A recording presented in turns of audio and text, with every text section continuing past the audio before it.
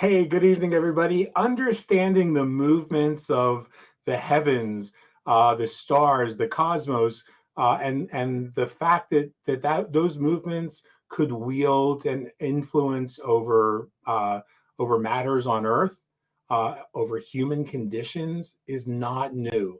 The natural world is a powerful reminder of the presence of magic in the cosmos and within ourselves. And tonight we're going to hear from Alyssa TheStarChick and her thoughts on using astrology as a tool in your magical practice. And we'll be right back after this.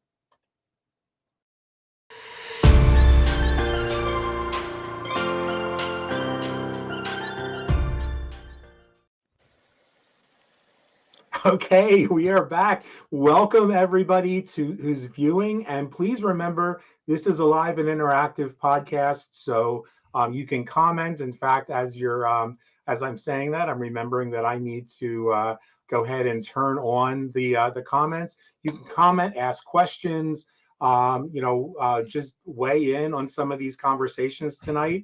But first, what I'd like to do is welcome Alyssa and Michael, my co-hosts, and most importantly, give Alyssa the chance to introduce herself to us. And so let's just jump in. Alyssa, like I said, it's this idea that the cosmos, that the astrological bodies have an impact on what happens in our lives isn't new.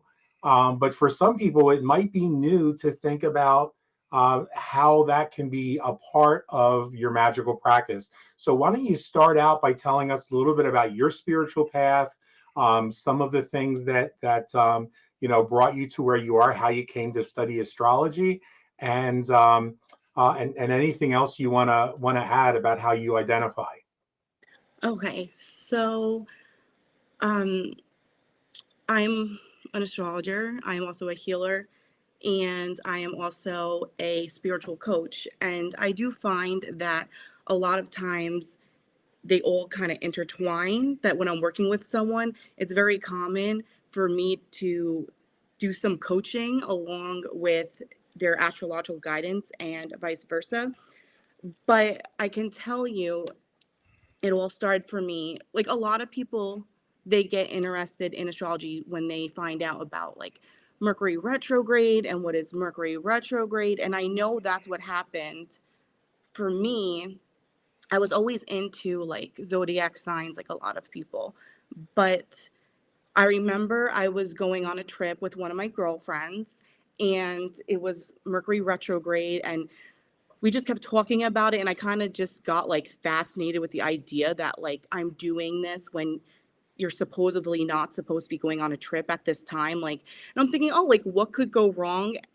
And it turned out to be like the worst trip of my life. Like I lost two friends in the midst of it. I was just going to Maryland from Jersey, but like it was hell on friggin' earth.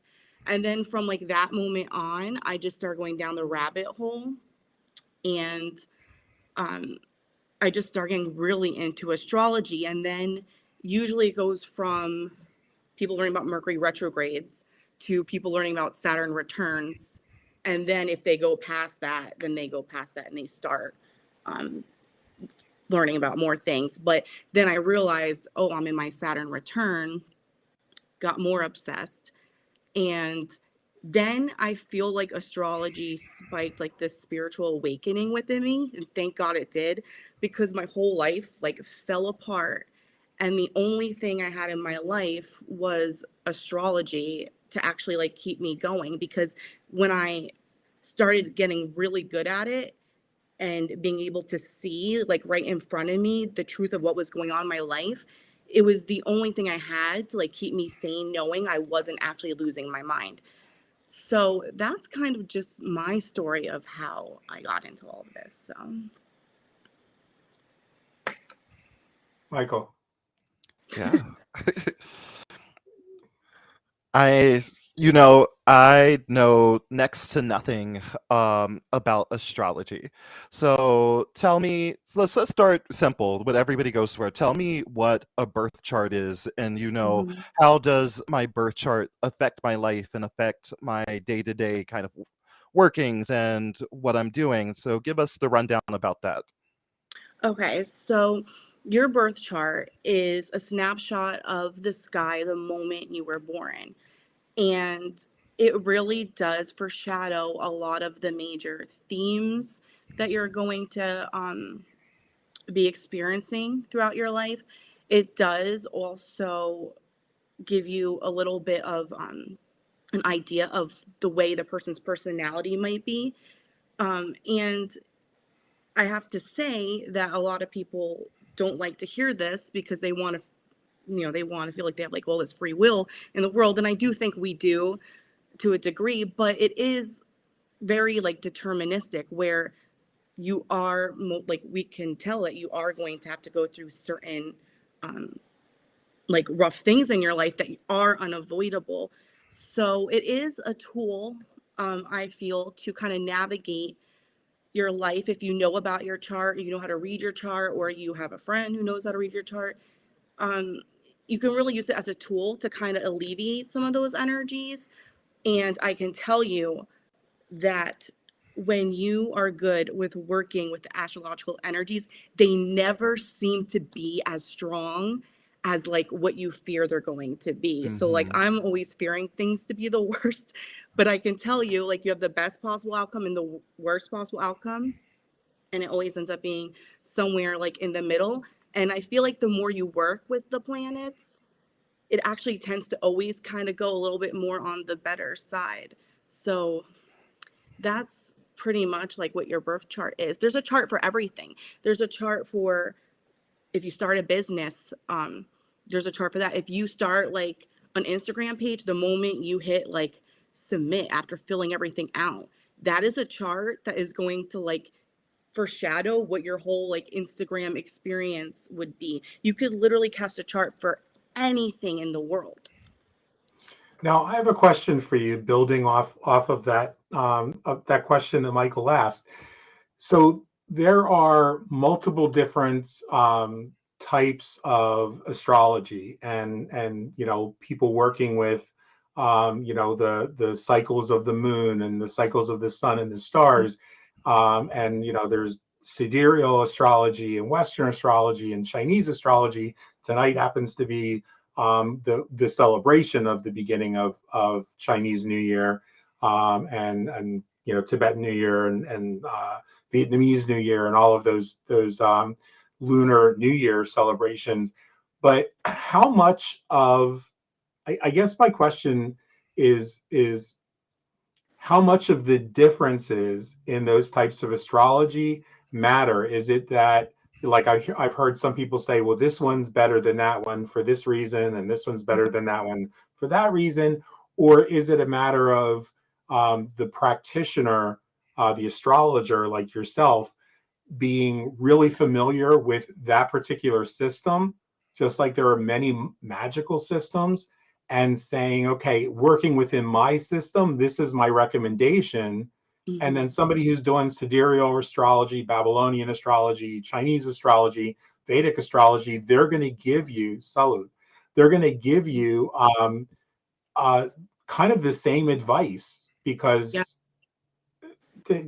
speak to that if you would. Well, they all work. So that like I could tell you that's the first like turn off I have about some people that are astrologers. I could tell you any of the good ones will not argue about this because any of the good ones will say they all work. Um, I could say, and I will say, sidereal is more deterministic. If you're into looking into the future, that's for you. You can go as far into that is like they want to find out like when they're going to die, like anything, right? It's not for everybody. I will say Western astrology, there is more of variety. So whereas when you're looking at sidereal astrology, it is going to be more like strictly kind of divination. With Western astrology, you have like the more ancient astrologies, Hellenistic, medieval, and it is very deterministic and it is divination. But then we have these more modern types of astrology that sidereal doesn't really even go into. So we have evolutionary astrology, we have karmic astrology, things that do become more psychological. And in a way, you can argue what spiritual means because the ancients were very spiritual, but they do kind of go more into like the evolution of the soul.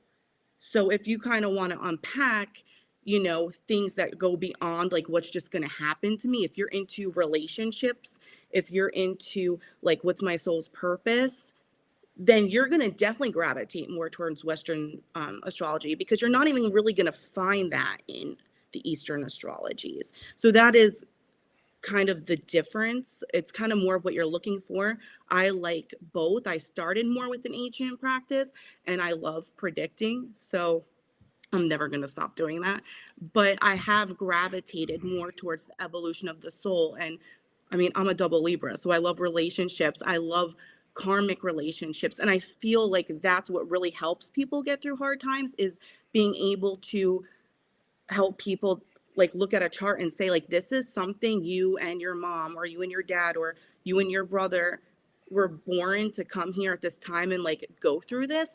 And that really actually helps people um like just feel better about situations, at the fact that like this was just supposed to be this way and we were supposed to go through this. And if I do my work and I'm making myself a better person and I realize this, I can let go of the fact that maybe the other person isn't, and that's not my fault. And you instantly have a lot more peace, which you don't always have with the ancient forms of astrology or sidereal astrology. And before I Michael jumps in with, oh, go ahead, Michael. Sorry. It's really just a comment because that's something that you don't normally hear from kind of like pop culture astrology, especially that idea of the evolution of the soul. Mhm. It's very much this is what's fixed, this is what your destiny is. And me personally, I have an issue with the concept of quote unquote destiny, but I think that idea of evolution of the soul really gives us something deeper to work with. It gives us something more to grasp onto, because it's Mhm. more about a development, And I think it's kind of the two different kind of philosophies that you kind of hear bopping around. It's like, either this is just how it's supposed to be, or this is a way that we can work with these energies and that they can progress us forward. Yeah. And I mean, with just the knowledge of that, Mhm.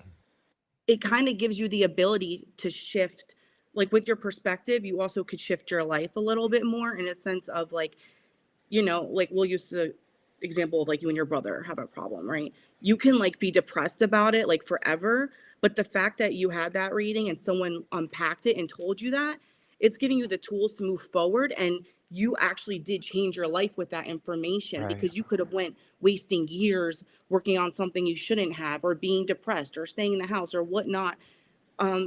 Things are more changeable. I mean, you could argue, was it supposed to be that way? That's a whole rabbit hole people go down Right. all the time. But it does give you more of the tools to feel like you're more in control, and that you do have the ability to change things. So there's a question before Michael asks his next question that I think is a good tie-in here. And by the way, for folks who are watching, if you log into Facebook with Restream, your name will show up on the screen, so we'll know who we're talking to. That's absolutely optional. But just letting you know. Now, this person asked, "Are we going to touch on the significant influences of this coming equinox?" I mean, this one is, I'm so excited for this specific equinox, because we have so much going on in the month of March. So we have, in the same month, we have Saturn leaving the sign of Aquarius.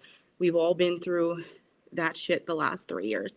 And we have Pluto leaving the sign of Capricorn, going into the sign of Aquarius, and it's going right over the points that all that COVID stuff happened. So we really are having like a transformation of how everyone and the collective is going to handle everything that's thrown at us. I do think more is going to be thrown at us, but the soul growth of the collective is going to skyrocket this year.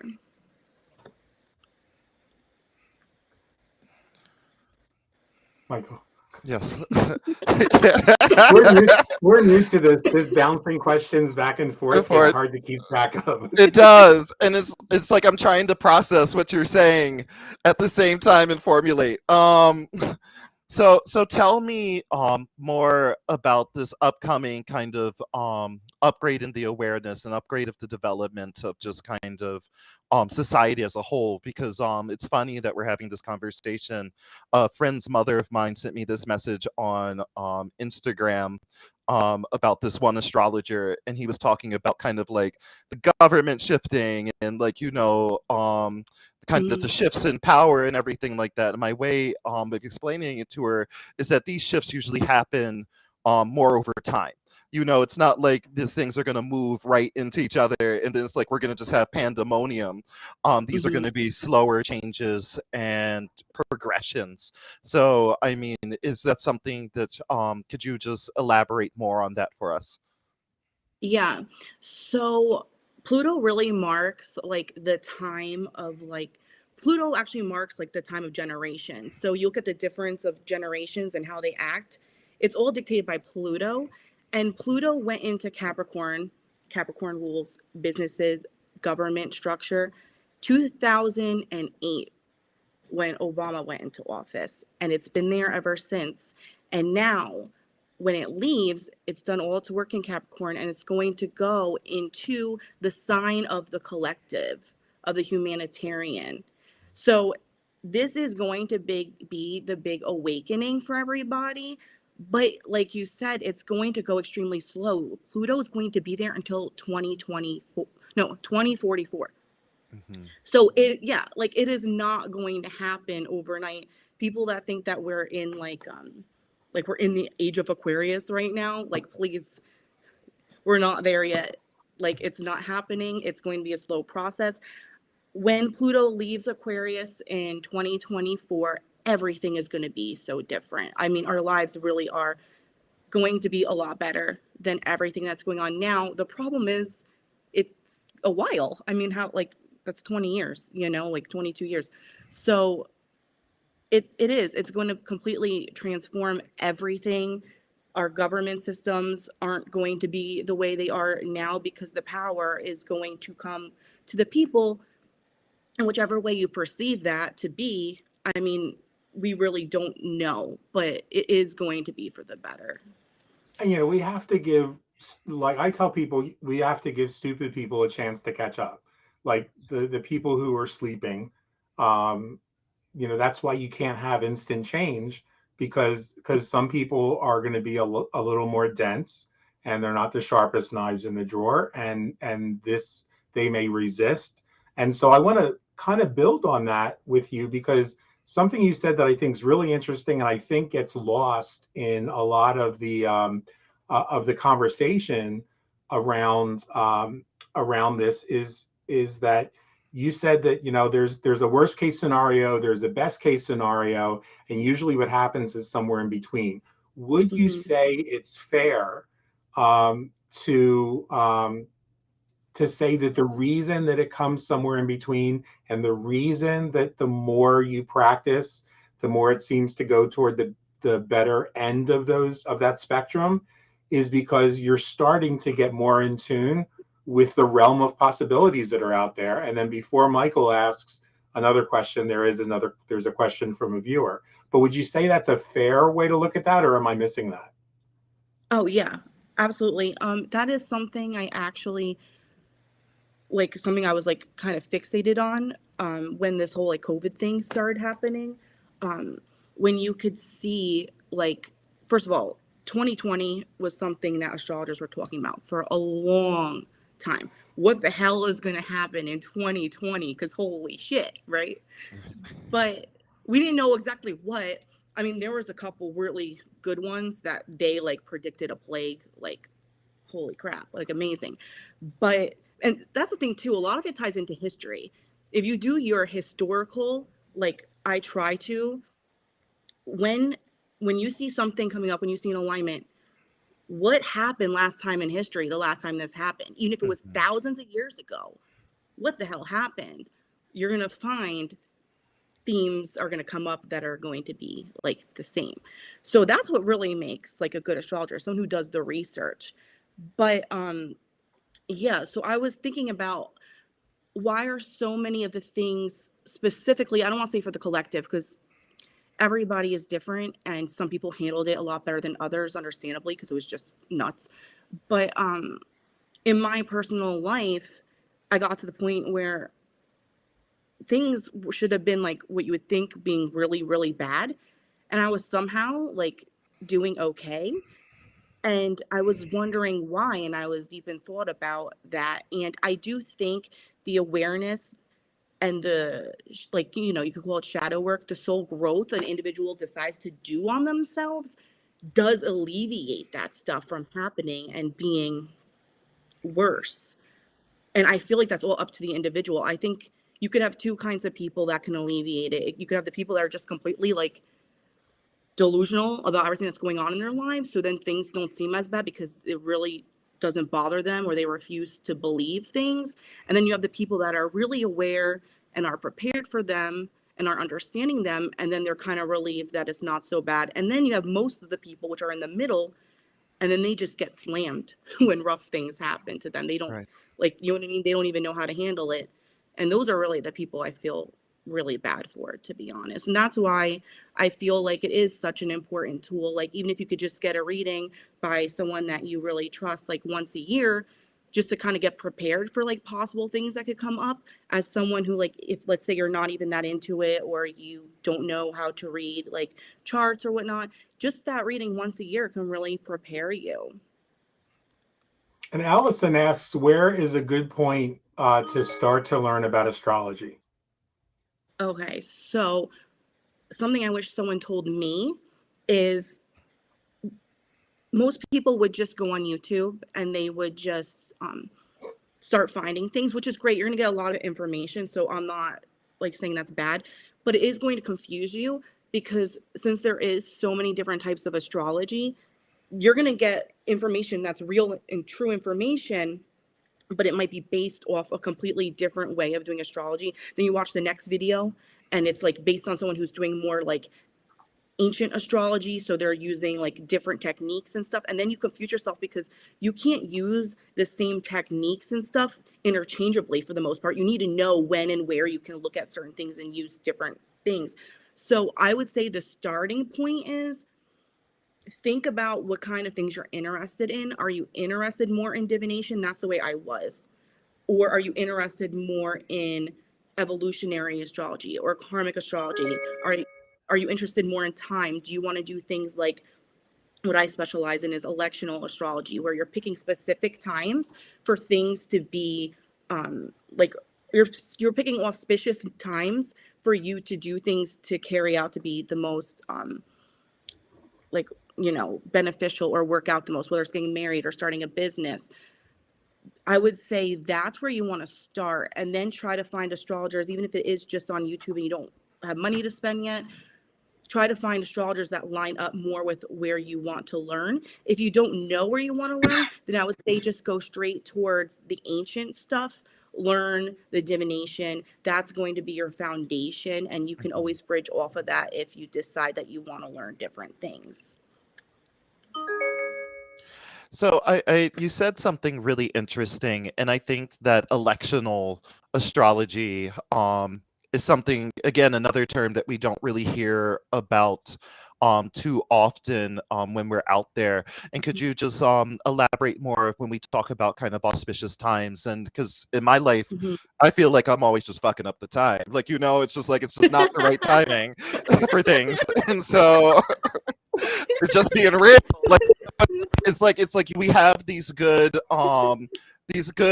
intentions and where to start things, and for me it's always romance. It's never the right time, you know, but like, you know, Yeah, a yeah, business and things like that. So could you just elaborate? yeah. Okay, yes. So I could tell you electional astrology is something that isn't as popular.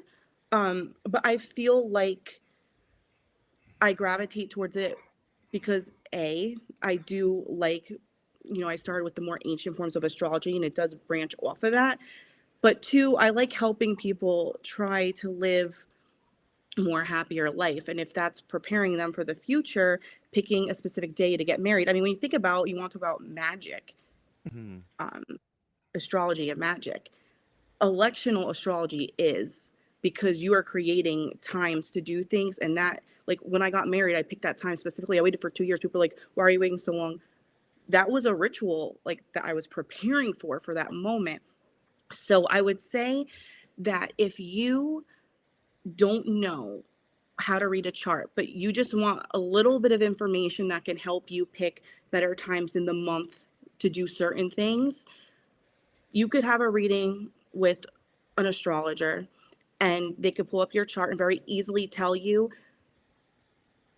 when the moon's like in this sign, that's going to be the best for you to post things online. When the Mhm. moon's in this sign, that's probably the best for you to shoot out more messages online to meet people.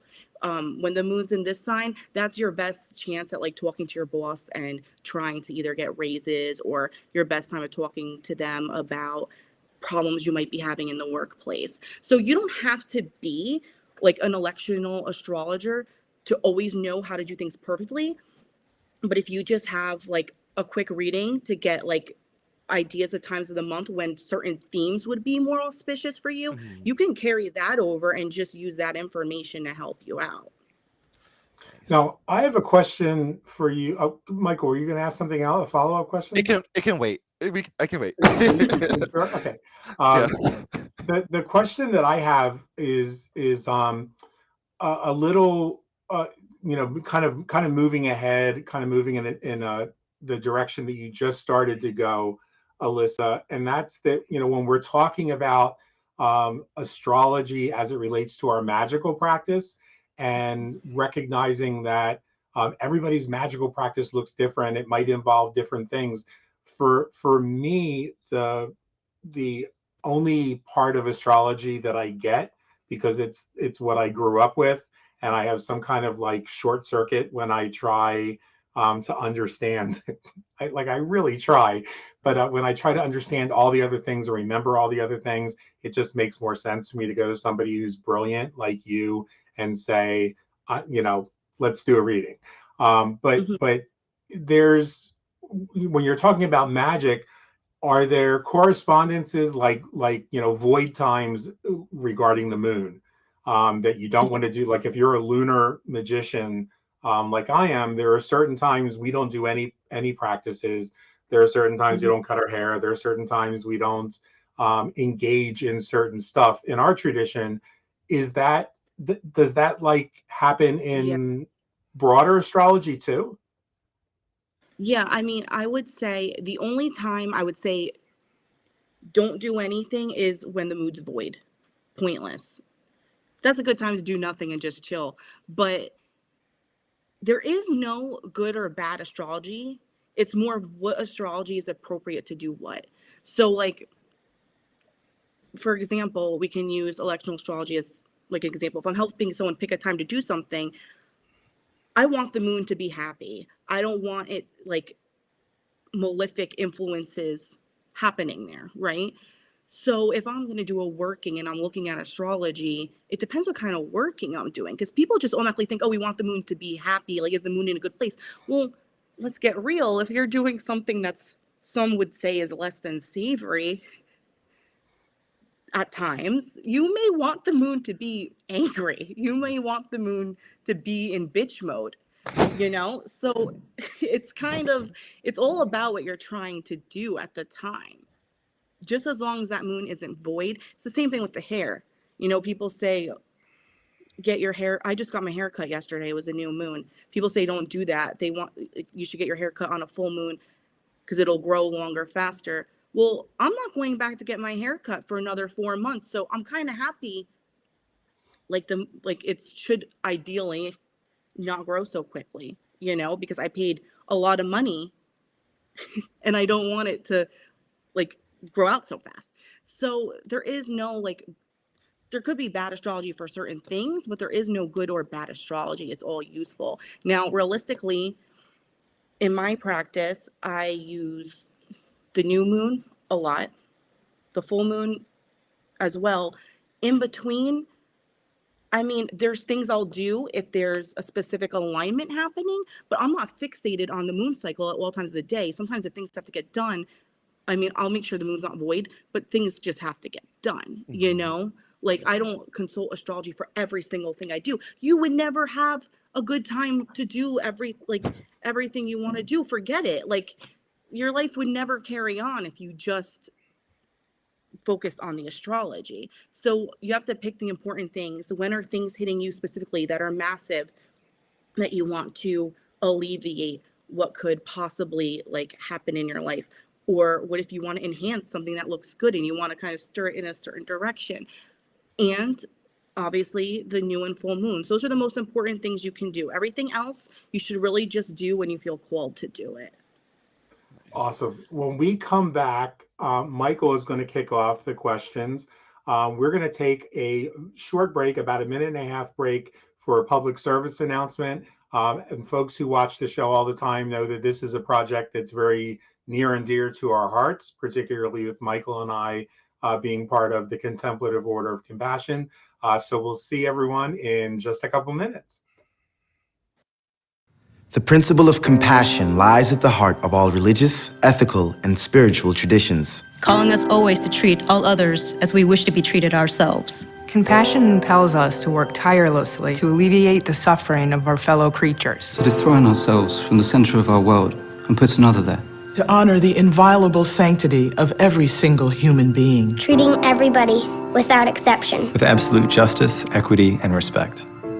It is also necessary in both public and private life. To refrain consistently and empathically from inflicting pain. To act or speak violently out of spite, chauvinism, or self-interest. To impoverish, exploit, or deny basic rights to anybody. And to incite hatred by denigrating others, even our enemies. Is a denial of our common humanity.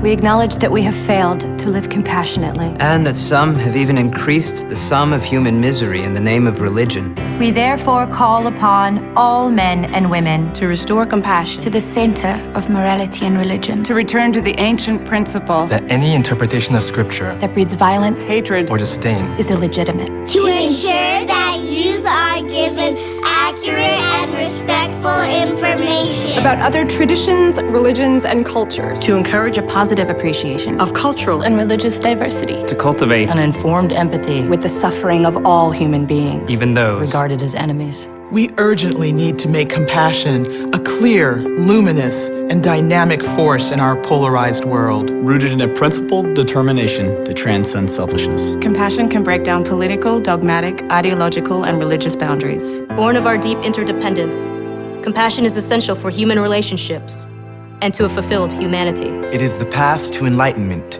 and indispensable in the creation of a just economy and a peaceful global community.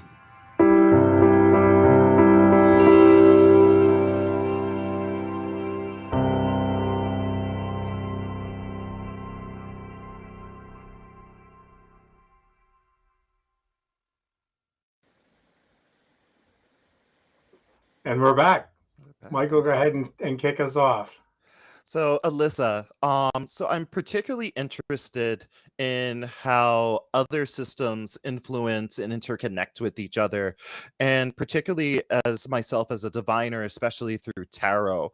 I'm wondering if there's any way that you could speak on the connection between astrology and tarot, if any. Yeah, so there is a connection. I don't know. Here's the thing. I don't know that much about it in a sense of, I find to be most interesting that certain tarot cards do correspond with different parts of the zodiac and what we call decans. So a decan is one sign and it's divided into 3 different parts, 10 degrees each. And then one tarot card rules that decan, and the decan does kind of act and correlate with the meaning of the tarot card, which really interests me. Of course, also the major arcana. You can't deny the correlations between this, the signs and the planets that they say the card correlates with. I don't know, though, too much in terms of like how much astrology the makers of the tarot knew. Like, I know, what was his name? That guy. I forget. That crazy guy that made the Thoth deck. Aleister Crowley. Yeah, like I know he knew astrology, but like as far as like what was his name? Edward Waite. I don't know how much he knew. I mean, he may have known a lot. I have no idea. I mean, they were all part of like that whole Golden Dawn thing, so quite possibly they knew a lot. But I can't speak to how much they really intertwined it into the cards. I mean, some people do, I think, work with astrology and tarot like together. They have different spreads where they'll use like charts with the different cards and stuff.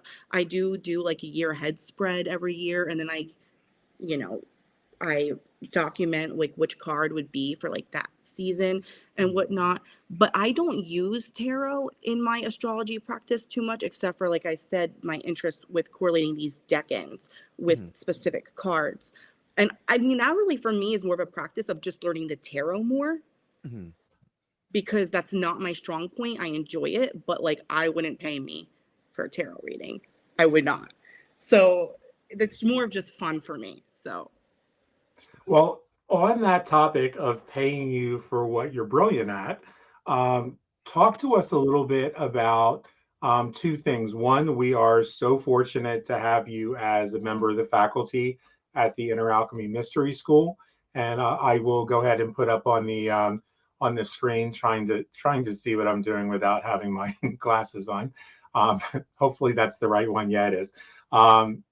Talk to us a little bit about your your Astrology 101 course.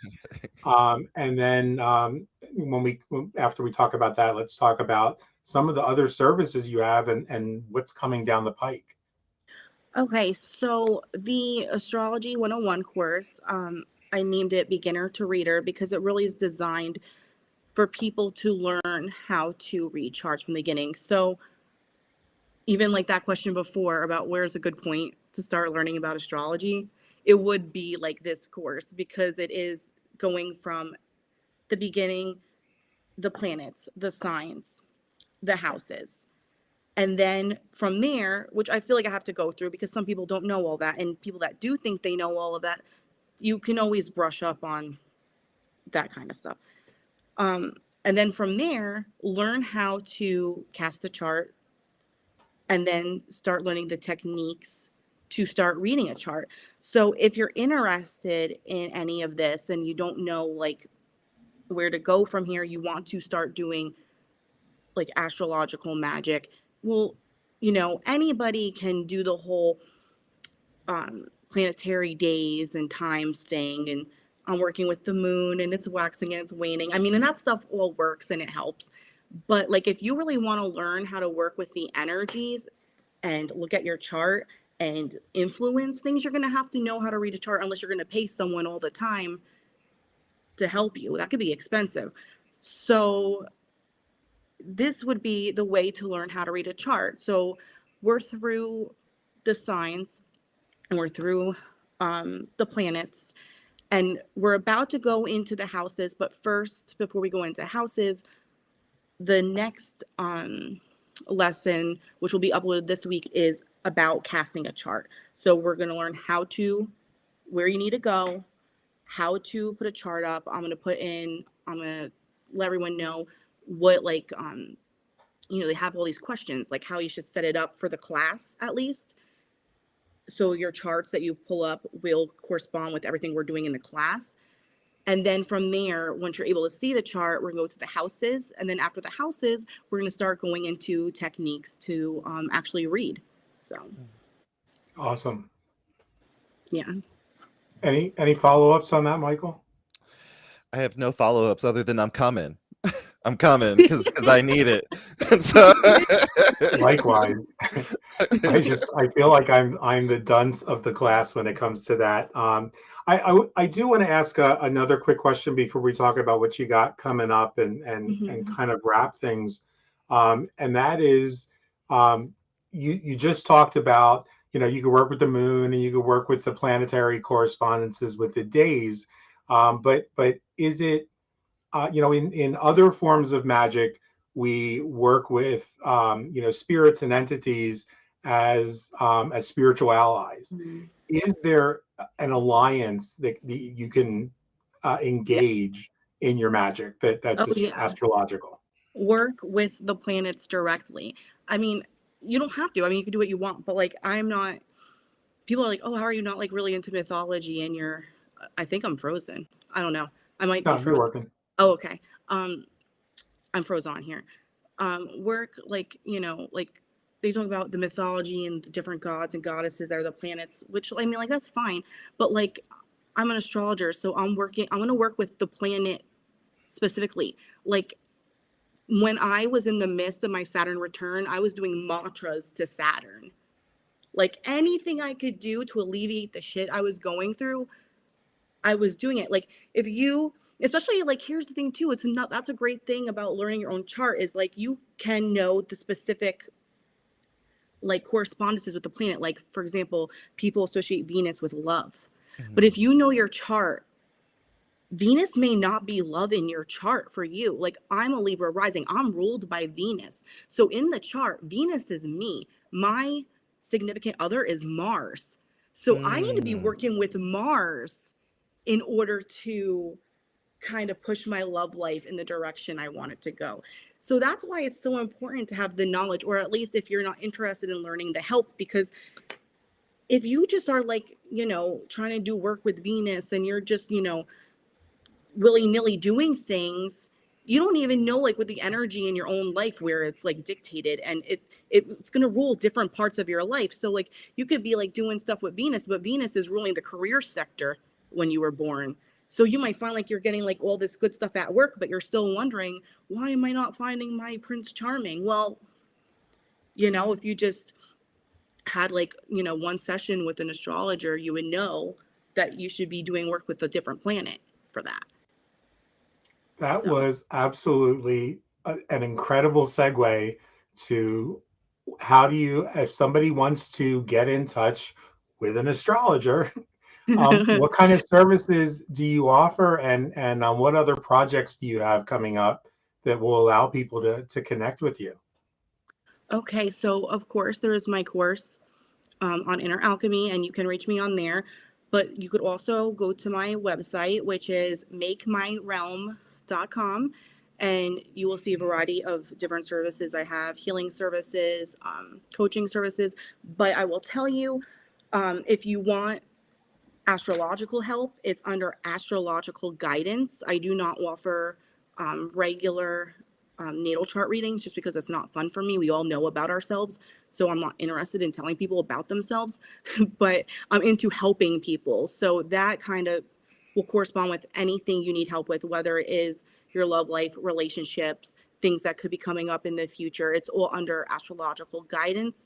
And very often it does sometimes segue into some spiritual coaching, because most of the people that do come for guidance astrologically, it kind of isn't impossible for it to not, because they're usually like finding something else new about themselves that they didn't know, and it usually becomes pretty profound. So that's where I would go for that. Also, I do have a new, I guess I'll call it like an event. It's not like a course, but once a month I am offering a event called Manifesting with the Moon to help people with this stuff. So what this is going to be, it's basically kind of like a, I guess like a webinar would kind of be the word in a way. And I'm going to go over, it's always going to be a couple of days before the new moon. And I'm going to go over the energies of that moon cycle, specifically focus on the new moon, and go over the certain times that are appropriate to do what, and go over for each specific rising sign. And I even say, when you go on my website to purchase it, it's $9 for the event. If you want to shoot me an email and you don't know your rising sign, I could help you out with that. That's no problem. But then we'll go through all the rising signs, so it gets a little bit more personalized and tailored for each person on like what sector of their life they should be focused on. Because the thing with moons is like the new and the full moon is people just kind of go all willy-nilly and they're just like, oh, I want to do this and oh, I want to do that. But like, I feel like that's more for other times in your life. To me, specifically, the new and full moon specifically rule aspects of your life. And if you don't know them, it's just kind of, like I said, willy-nilly. But if you know them, that's the time you should be focused on those parts of your life. They're being highlighted. So it's important, I think, to know that and know what parts of your life like this is ruling, and then you're going to have more success coming from your new and full moon manifestations. And that's exactly what this is set up to do, is to give you the tools for that moon cycle. And obviously every moon cycle is different, so if it goes well, I plan on doing this every month. I really love that. And especially, I love that you keep saying it's just kind of like willy-nilly, but I think that this is the danger of just kind of generic astrology. Like, because something that really like clicked for me was like, Venus might not even be in your love sector. And it's like, oh shit, I've been fucking with that bitch this whole time. And Yeah. like, it might not even be for me. Like, and again, like, I think it's that specialization, that people just kind of miss out on, because we're looking at everything from such a generic kind of point of view. And I just want to thank you for this tonight, even for myself, because there's so much that I'm like fascinated about now that just never occurred to me. And yeah, I'm like mind blown. Yeah, I mean, everyone's different, right? So like when you really sit back and think about it, like, why would anybody really think they can just take like the themes of like a certain sign and be like, oh, it's a new moon in Aquarius? And, I mean, it is for the collective, it is all about, like the people we're around and who we're associating ourselves with. But like, that's literally like only for people who are Aries risings. Like everybody who's not an Aries rising, which most people aren't, right? Like it's literally something else in their life. And that's kind of leads me to another thing that people don't think about. And it's kind of like something I wish people told me like back in the day when I just like was into zodiac signs and whatnot, is every like specifically like new and full moon, you could look at the different eclipses, they're not going to affect you. Not everything is going to affect you, because you have your chart, you have certain points in your chart, and whenever something happens in the sky, not every single thing is going to hit you. So you may have a full moon that everyone's saying, oh, this is going to be gnarly, and nothing happens in your life, and maybe that's a good thing, okay? It's not always eventful, and sometimes that's a good thing. Right. Yeah. And Ellen says, I'm taking Alyssa's course and it's fascinating. Symbolism, mythology, and science rolled into a spiritual practice for the soul. Allison is said, so grateful you started the course. I'll definitely join it. And Kelly says, I'm looking forward to joining the astrology class too. So we've got a lot of people that are excited, and Michael and I are so grateful. Like Michael said, there's stuff that you brought up tonight that I had no clue about. And that's why we wanted to have you here. But for folks that are watching, this is just the beginning of the conversation. Check out Alyssa's course on Astrology 101 Beginner to Reader at the Inner Alchemy Mystery School. You can actually come and check out the course for 3 days free at inneralchemy.online. And then for more information about classes and other services that Alyssa offers, including spiritual coaching, go to www.makemyrealm.com. Alyssa, it is such a pleasure to have the chance to have you on the show. We hope you'll come back again. And on behalf of Michael and myself, for everybody who's watching, thanks for not only tuning in, but thank you in advance for sharing this with people that you think this might resonate with. If you think there's somebody who could use that guidance in their life, who could use talking to somebody about what's going on and the influence that working with astrology can have on your magical practice, reach out to Alyssa. And until next time, we'll see you guys in 2 weeks. I apologize that I did not pull up the calendar. I'm trying to do two things at once and look clever, but I'm probably not going to be. Let me see if I can. That's why these people who have these shows, that's why they have personal assistants. Let me see. On February 12th is Megan Lee, who's going to be talking about the tarot and divination as a magical practice. Let me make sure that, yes, that is that's the next class that we have. So February 12th, we'll see everybody then. And until then, we'll talk to everybody later. Take care. Thank you, everybody.